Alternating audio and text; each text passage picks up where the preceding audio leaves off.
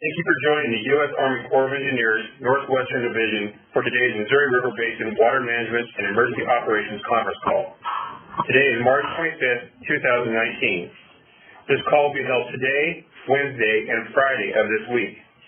A revised schedule was emailed out earlier today. Today's call is intended to provide congressional representatives, tribal, state, and local government officials in the media an update on Corps actions in the basin with regard to water management operations and support to local communities, states, and tribes. I am Tom O'Hara, and I will be moderating today's call. This call is also being recorded and was placed on the Defense Video and Imagery Distribution System at www.dividsHub.net/unit/USACE-NWD. I'll spell that. www.dvidhub.net/USACE-NWD. Your participation acknowledges your consent to be recorded. We also share this call and more information on our Facebook and Twitter site at NWD-USACE, NWD-USACE. All lines have been placed on mute during this call. When we get to the question and answer period, to unmute your line to ask a question, press *6. Please be aware that the forced mute function does not work on all phones, so we also ask you please use your own phone's mute function to avoid interrupting the call. We also ask you not to place your phone on hold. As a reminder, Corps Emergency Operations Centers provide their phone numbers on this call and on their website for emergency managers and levy partners. The public should check 511 for road closures and 211 for other questions and look to their county and local emergency managers for further guidance. Today's agenda includes an update of the Corps' actions and plans for managing water releases from the 6 main stem dams, an update from the National Weather Service, an update of actions being taken by the Corps' Omaha District, as well as updated actions being taken by the Corps' Kansas City District. With that, I'll turn it over to John Remus. Thank you, Tom. Good afternoon. I am John Remus, Chief of the Missouri River Basin Water Management Division. Our office is responsible for regulating the Missouri River mainstem reservoir system. I will provide a rundown of the upper basin conditions. First, the mountain snowpack remains average. What that means is the mountain snowpack is still accumulating, but at what would be considered a normal or average rate. The mountain snowpack usually peaks around April 15th. We are beginning to see the plains snow melt. This melt is beginning to appear in the Missouri River mainstem reservoirs.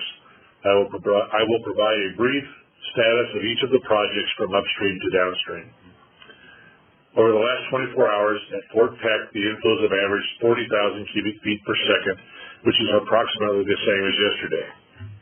Fort Peck releases have averaged 6,800 cubic feet per second, and the pool has risen about 0.2 feet.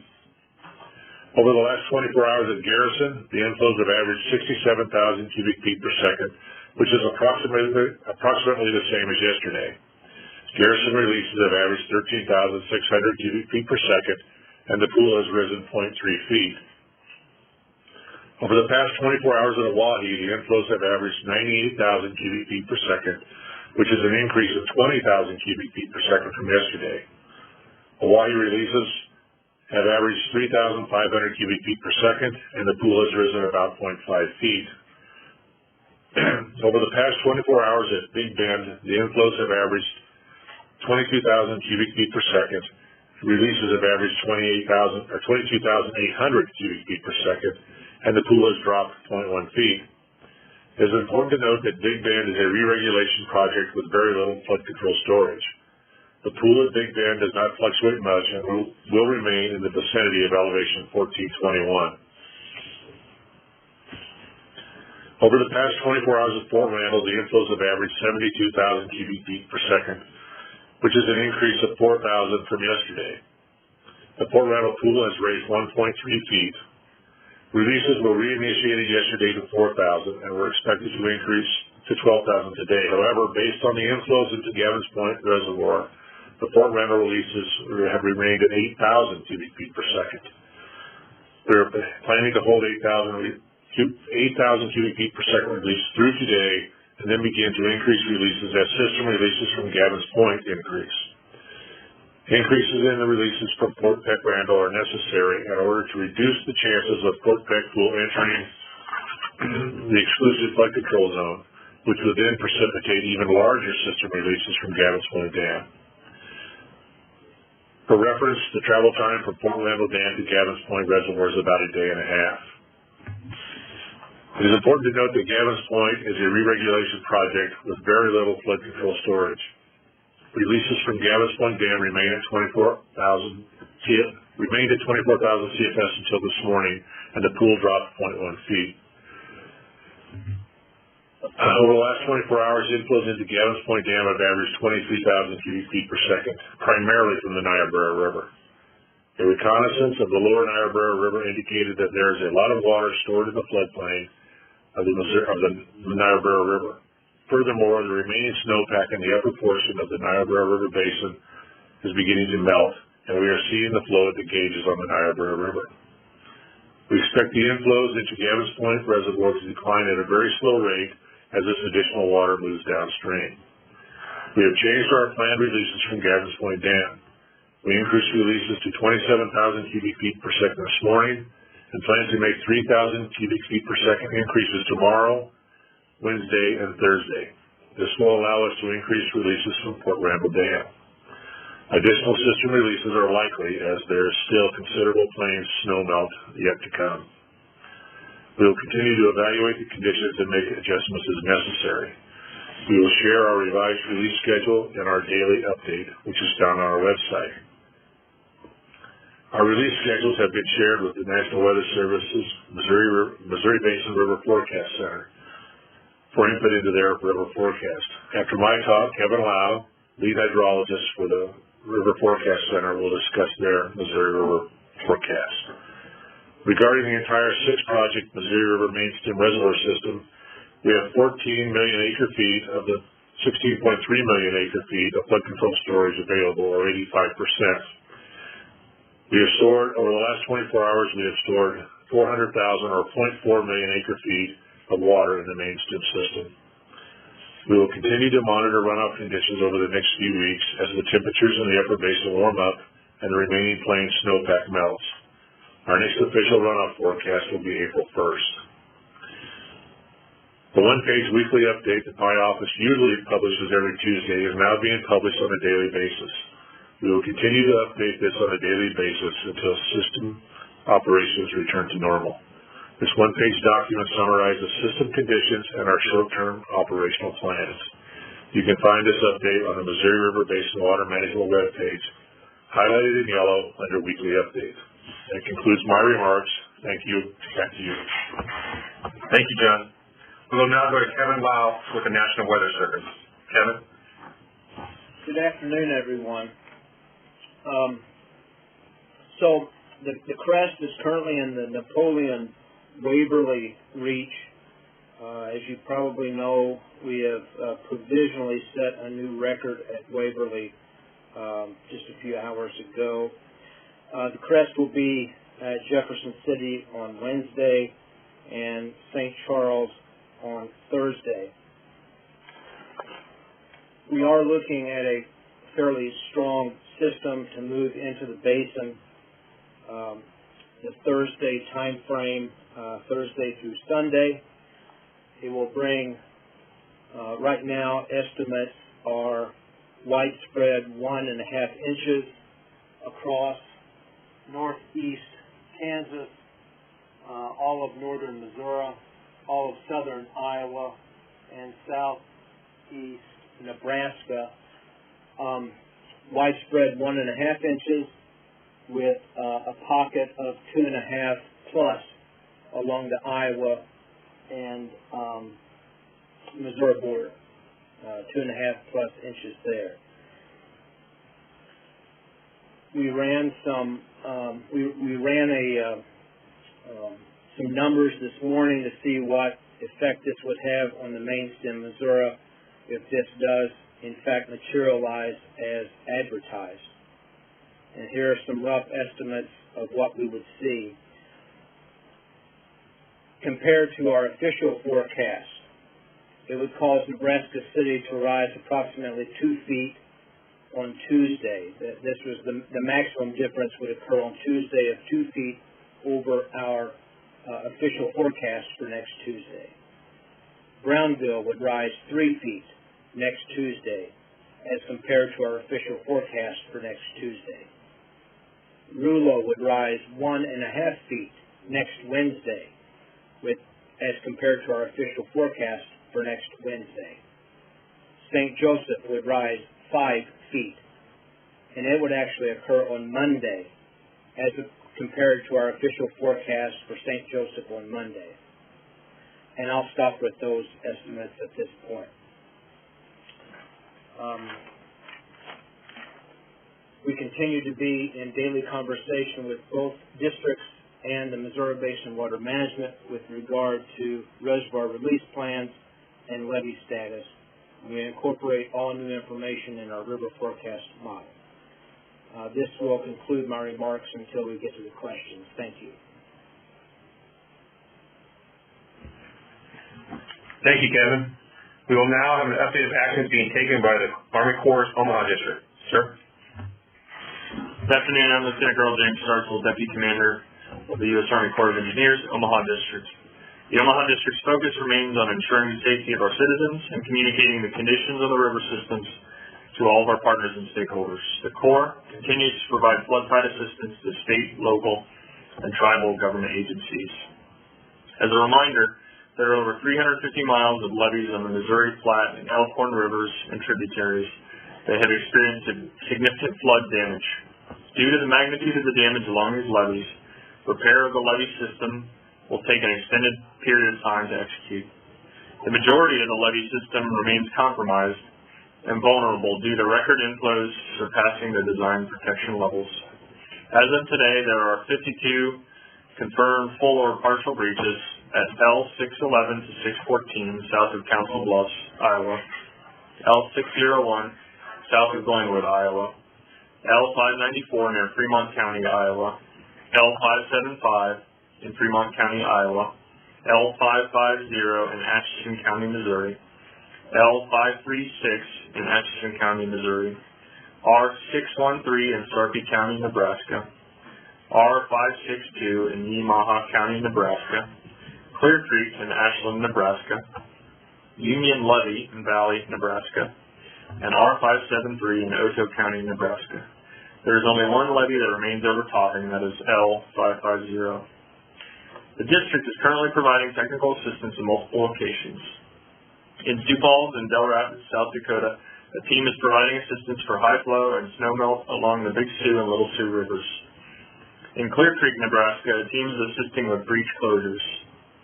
Technical assistance is also being given to Hamburg, Iowa for the Ditch 6 levee.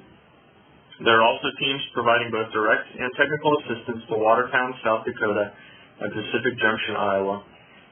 Additionally, there are teams offering technical assistance to Council Bluffs, Iowa, Saunders County, Nebraska, Dodge County, Nebraska, and Platte County, Nebraska. Today, the district will mail notifications to levee sponsors in the PL 8499 program with information on how to request damage assessments and levee repairs. Today, work also resumed on the Union Dike levee breach repair in Valley, Nebraska, after a one-day weather delay. The breach has been closed and work continues to build the levee to meet USACE standards. Work is expected to take a total of 6 days to complete and is scheduled to be completed on Friday of this week, 29 March, pending any further weather delays. A risk of significant flooding continues due to the high plains snowpack in North and South Dakota, especially across eastern South Dakota and unregulated James and Big Sioux River basins. I can't emphasize enough that residents should continue to monitor the situation and keep in close contact with their local and state emergency management organizations to stay updated on any evacuation plans and emergency conditions. Levee breaches can happen quickly or gradually and can occur when water overtops a levee and washes out a portion of the levee, but can also occur at lower water elevations as well. Seasonal temperatures early this week continue to melt the snowpack, with rises on area streams and rivers. And even warmer temperatures are likely midweek, especially Wednesday, resulting in additional and accelerated snow melt. The Omaha District is continuing efforts to perform damage assessments as the water recedes and to access levee systems as they become available. The district is also conducting underwater surveys of scour holes along the Missouri and Platte rivers and aerial imagery to support these efforts. As usual, the Omaha District remains ready to provide flood fight material and technical assistance to state, local, and tribal emergency management agencies. The District Operations Center's official hours are 7 a.m. to 7 p.m. However, the phones are monitored 24/7, and you can reach the District ESC at 402-995-2448. I will now be followed by representatives from Kansas City District. Thank you, sir. Kansas City District, did you get a chance to dial in? Reminder, star 6 to come off mute.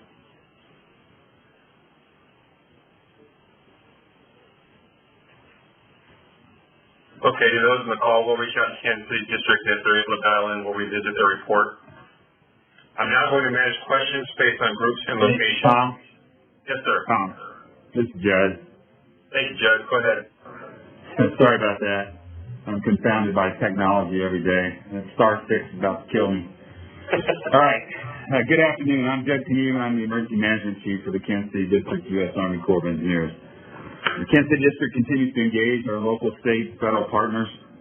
This flood fight continues to prove challenging. River levels continue to be dangerously high, and we continue to provide technical and direct assistance to those in need along the Missouri River. Our Emergency Operations Center activation is partial activation. Our EOC operating hours are from 6 a.m. to 7 p.m. daily, and we can be reached by calling 816-426-6320. That number is answered 24 hours a day. After duty hours, if you leave your name, number, and a short message, we'll return your call quickly. Today, we have 6 mobile liaison teams comprised of 17 personnel and an aerial reconnaissance team in the field providing near real-time information to our EOC. Our liaison team efforts remain focused upstream of Kansas City, Missouri. We continue to provide the support. We will continue to provide this support until the river falls below a moderate flood stage and or when we believe that the high water no longer poses a threat to the federal levee systems in and around St. Joe, Missouri and Elwood, Kansas. We cannot emphasize enough that the longer the water remains on those levee systems, the greater the likelihood we will begin to see geotechnical performance issues. The aerial reconnaissance team continues to work the area from St. Joe, Missouri, Elwood, Kansas to Waverly, Missouri. We'll also be in areas upstream of St. Joe, Missouri, collecting data on damages to levee systems. The district has issued 538,000 sandbags. That number continues to grow. We currently have 1 automatic sandbag machine supporting levee districts from Warwick to Carrollton, Missouri. We're also moving an additional 2 machines, one to Hardin, Missouri, and one to Grand Pass, Missouri, on the right descending bank to support flood fight efforts in that reach. No additional requests have been received for additional types of flood fight products in the last 24 hours. We remain well equipped to provide direct assistance, and we haven't had yet to adjudicate any core resources due to priorities somewhere else. The current crest has been long between Napoleon and Waverly, Missouri. This is very challenging for our levee sponsors, and they continue to actively fight the high water in this area. That provisional record crest is, I just can't say how challenging it's been for those levee systems. Several of the systems are fully loaded, meaning they have no freeboard. There is water against the sandbags that have been placed by the local flood fighters. We have projected that 18 levee systems will have less than 2 feet of freeboard. 10 of those 18 are projected to overtop. This estimate changes with each forecast, so it's something that's changing by the hour. We continue to provide levee owners and operators within this reach with technical and direct assistance. In the past 24 hours, we haven't received any additional reports of levees that are active in our PLA 499 program of being overtopped and or breached. There have been rumors about the Ray Carroll levee district of Ray County, Missouri being compromised. That is the one primary levee system over there that they are really flood fighting. We cannot tell you whether they will be successful in their flood fights. They have to maintain their status for at least an initial 24 hours before they'll see the water start to fall. So we'll continue to provide you with updates on levee overtops and breaches as they occur and are confirmed, and we'll provide a final accounting of damages to levees when flood waters recede.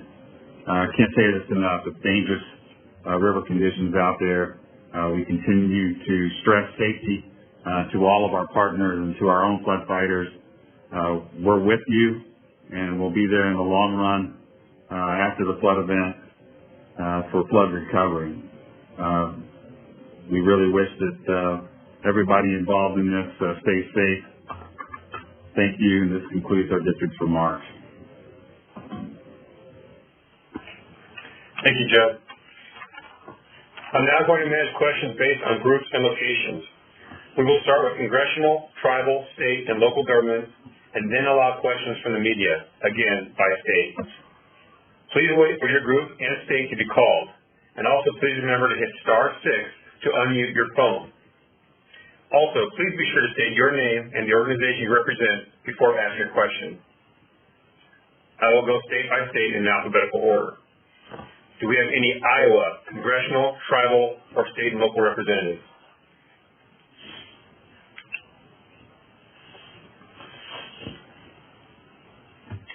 Hearing none. Do we have any Kansas, congressional, tribal, or state and local representatives?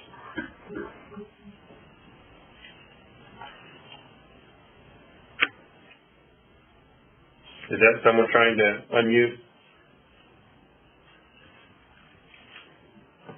Okay, I'll move on. If you dialed in late, we can always go back to a previously announced state. Any Missouri, congressional, tribal, or state and local representatives? Hi, this is Karen from Missouri Department of Natural Resources. Go ahead, Karen. Judge, just a follow-up question from my conversation with you earlier today. Can you provide some more information about the levee statuses there in St. Joe, and is it particularly sand boils that you're concerned about there, or is it just the pressure from the river that is making situation in downtown St. Joe tenuous? So in the past, Karen, we've had a lot of sand boil issues up there and a lot of seepage. Currently, they're working an issue with a sinkhole that's located near Browns Branch. It's several hundred feet, a couple hundred feet from the levee toe, I think. I'm looking at Jake over here. It's about 15 feet from Browns the Branch toe of the tieback and a couple hundred feet from the main stem. Okay. It's been worked for more than 24 hours. They've been working to stabilize it. It's a really large sinkhole, maybe 80 feet by 50 feet. They think they know the cause. They filled that hole with gravel, but it continues to subside a little bit, so they're working to finally stabilize it, and they've got a couple other actions. We're providing technical support, and our folks on the ground there locally are carrying the heavy lift for that. And Jason talked to really what's occurring there.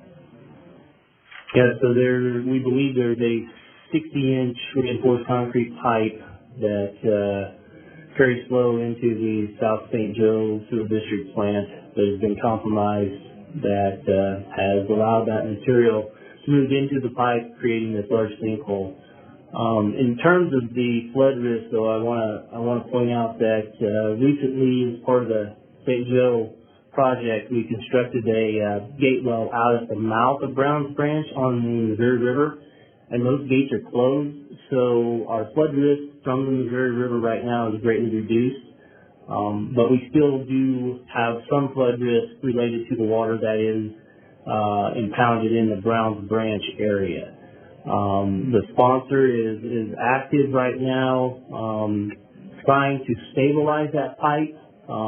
It did settle overnight, and we just want to make sure that that material that was moving into the pipe has stabilized and the levee on Browns Branch is not compromised. Thank you very much.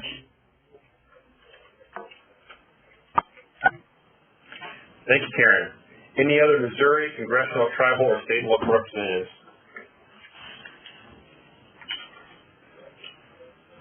Moving on, any Montana, congressional, tribal, or state and local representatives?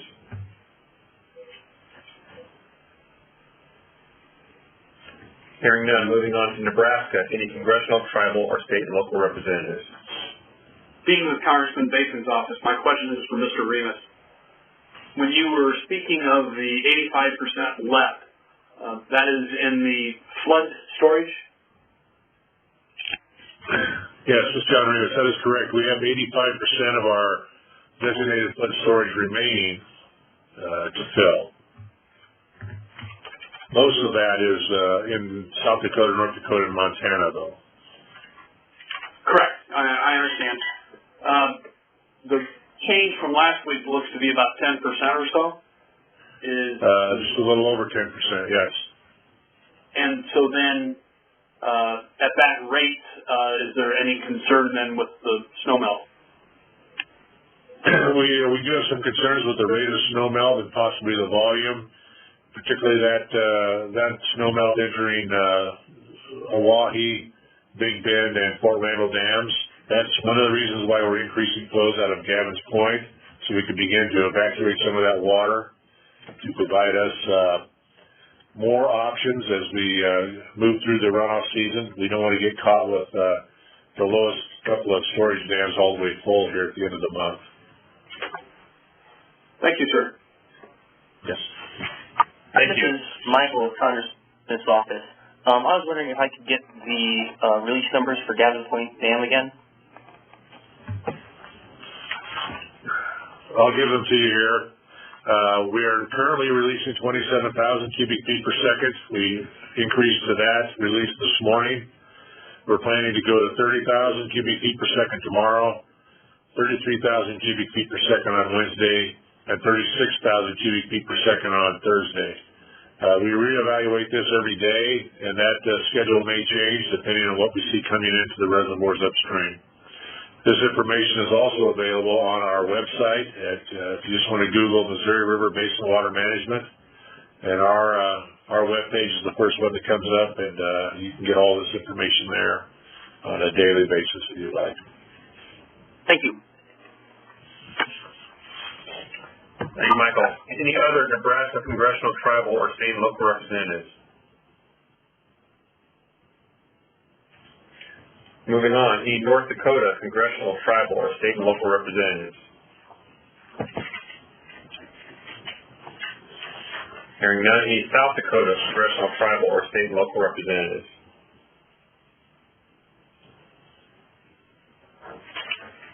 And lastly, any Wyoming congressional, tribal, or state and local representatives?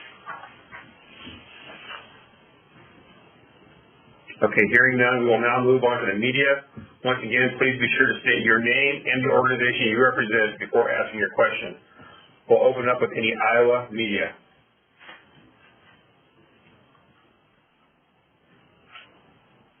Hearing none, any Kansas media? Hi, this is Kim Norvell with the Des Moines Register. I just wanted to clarify the information from Kevin. He talked about the crest or the water rising after the rain next weekend. If he said Tuesday, does that mean April 2nd? This is Kevin Lau. Yes, I did mean that. Yeah, April 2nd, right. Okay. And do those take into effect then the planned releases from Gavin's Point and other flood control efforts, or is that just with the rainfall amount? It does. Our forecasts do take into account the very latest reservoir plan. Okay. Thank you. Welcome. Thanks, Kim. Any other media from the state of Kansas? Hearing none. Any media from the state of Missouri?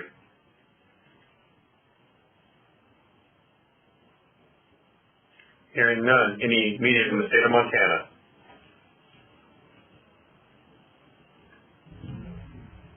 Hearing none. Any media from the state of Nebraska? Yeah, this is Nancy Garter from the Omaha World Herald. Go ahead, Nancy.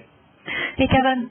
when you say that the river forecasts don't include these latest modeled crests, just curious, when will they show up so that we don't artificially add them on top? You know what I'm saying? When will they show up in your posted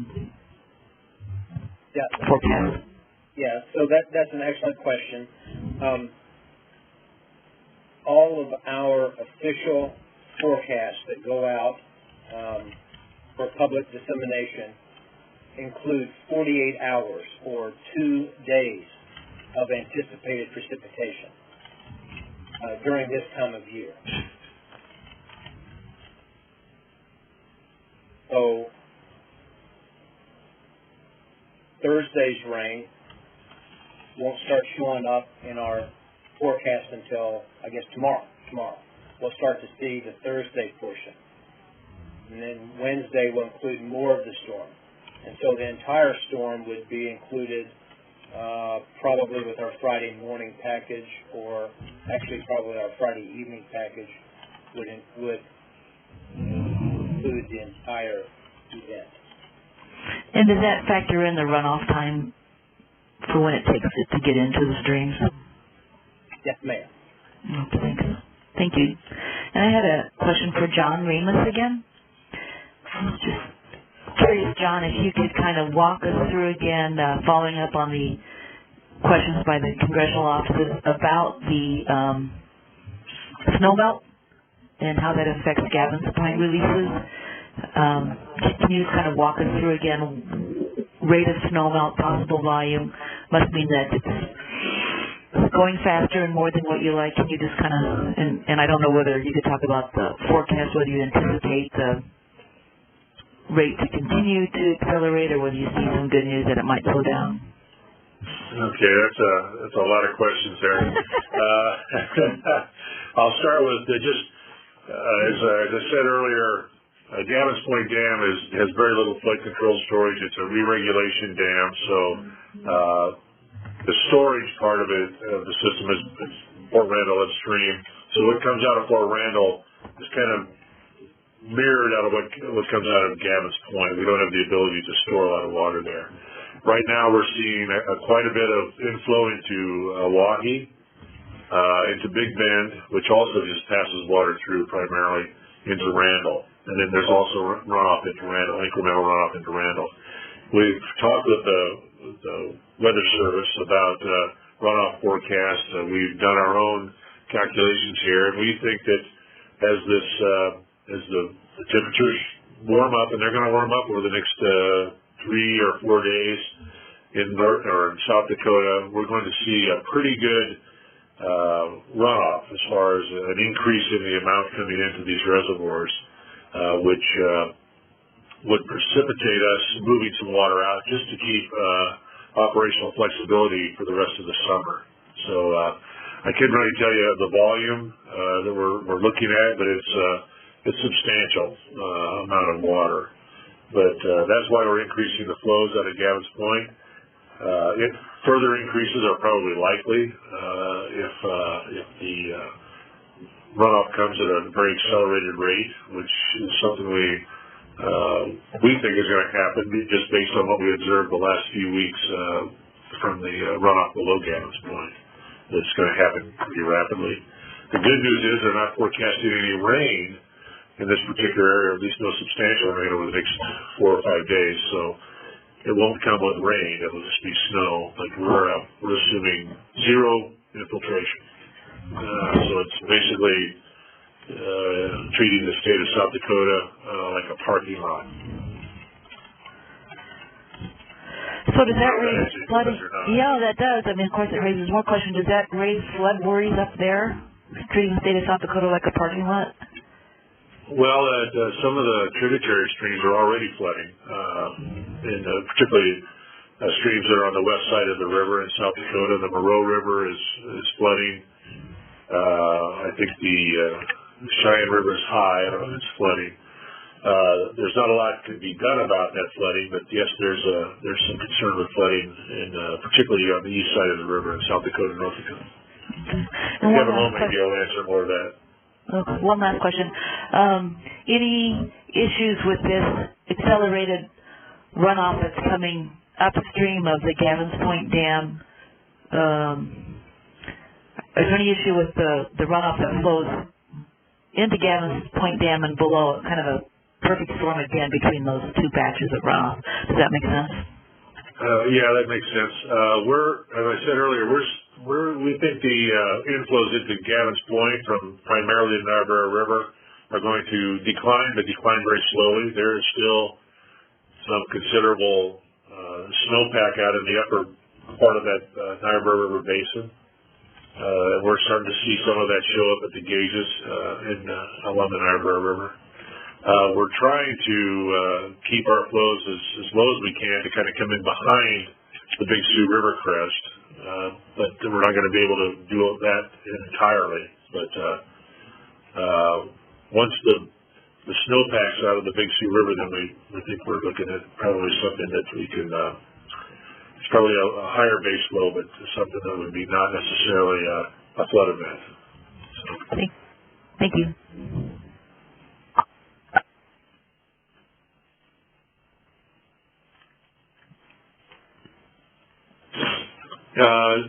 Tom O'Hara said I might want to explain it would be something like a parking lot. Actually, it's basically treating the soil like concrete so that there's no infiltration into the soil. All of the water runs off into the streams instead of infiltrating or percolating or soaking into the soil. I'm sorry, go ahead. I guess I should ask, because that's going to make people nervous downstream. To what extent is any of this an added flood threat downstream, south of Gavins Point? Well, the higher the discharges are from Gavins Point, the bigger the risk for flooding downstream from rainstorms that come in. You know, you have less room in the river to absorb those inflows from tributaries. It's really kind of a wait and see on that. What we're trying to avoid is having excessively large flows later in the season that we really have no choice but to pass through. That's why we're increasing releases now.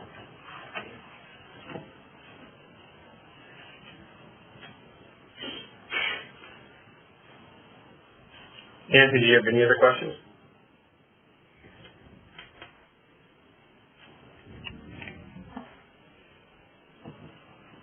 I think I was on mute. That's all. Thank you. Bye. Any other media from the state of Nebraska? Okay, this is Brent Martin with KFBQ Eagle Communication in St. Joseph, Missouri. I couldn't work my phone to figure out how to get in. I wanted to go back to Kevin Lyles talking about the St. Joseph or the river in St. Joe rising to 5 feet. I want to know what kind of impact is that going to be, and are we? What is the vulnerability of the levees? And in case I can't get my phone to work again, could somebody also talk about how serious this Browns Branch issue is for St. Joseph? Thank you. Sorry. Kevin, you want to address that? Sure. So this is Kevin Lau with the National Weather Service. So if the rain materializes as is currently projected, we are estimating a crest on April 1st of 26 feet. It's substantially below where it crested at a few days ago. As far as what 26 feet does, I'm not prepared to respond to that. Jay, can you address the concerns regarding the levees? Just keep can you hear me? Yes. Yeah, just keep the water on the levees longer. We're expected to be below 27 feet or 26 feet here, looks like by tomorrow, I guess. So basically you're looking at next week, looking at the same stage you'll be looking at tomorrow. So, the longer you keep the water on the levee systems, the more they are susceptible to geotechnical issues. seepage, we've seen lots of seepage up in there in the past, sand boils, at that stage, we'll probably keep eyes on there and offer up technical assistance to the levee owner and operator there for as long as it's needed. Over.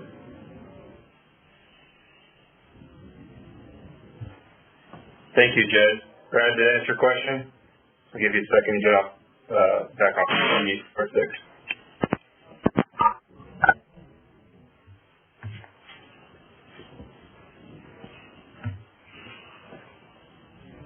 Okay, I'm going to move along. Any other media from the state of North Dakota?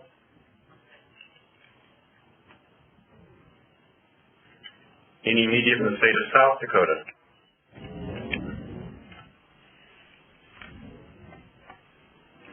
Any media from the... Yes, go ahead. Can you hear me? This is Cora Von Olson from Yankton Daily Press in Newcoton. Go ahead. I'm not sure who to address my question to, but I was just wondering if I could get a little clarification on what's expected for the James River. Kevin, can you address that? Sure. So we currently have major flooding in the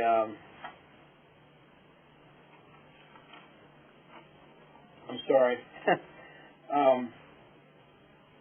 Well, we still have major flooding occurring now. Once that water gets to the Missouri River, though, it should have a little impact on the stages at Sioux City. But we do have currently major level flooding on the James in the lower portion of it. As we move into April and as the snow melt moves northward, I do expect continued major level flooding to follow in a northward pattern through much of April along the James River. Okay, thank you. You're welcome. Hello, this is Dan with Keller TV. Go ahead, Dan. My question is, what's expected for the Big Sioux River in Sioux Falls, South Dakota? Kevin, that's to you. Okay. Let me go there.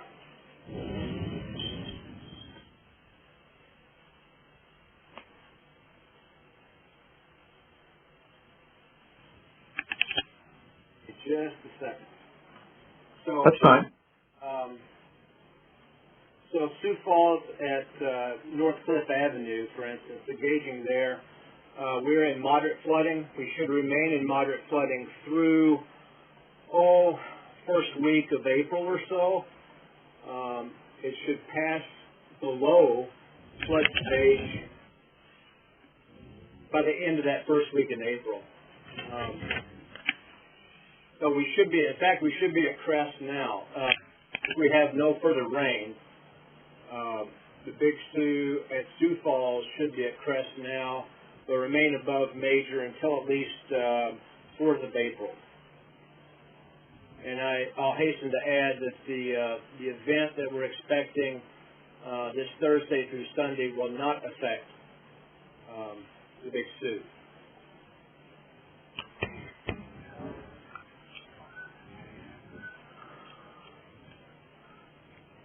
And Kevin, it's Kevin LAU with the National Weather Service? It's actually LOW. OW, very good. Thank you. You're very welcome. Any other media from the state of South Dakota? Okay, moving on. Any media from the state of Wyoming? Do we have any national media on the line? Hearing none. Final questions for anybody on this call. Quick point of clarity again from Keller TV in Sioux Falls for Kevin Lau. You said the Big Sioux River should be at crest now. That's the Big Sioux throughout the Sioux Falls area? That is Big Sioux at North Cliff Avenue gauging location. Very good, thank you. Thank you, Dan. Once again, any final questions before we adjourn? All right, hearing none, we appreciate your participation today. Thank you for your participation. As a reminder, calls this week will take place on Wednesday and Friday at 3 p.m. Central. This concludes our call.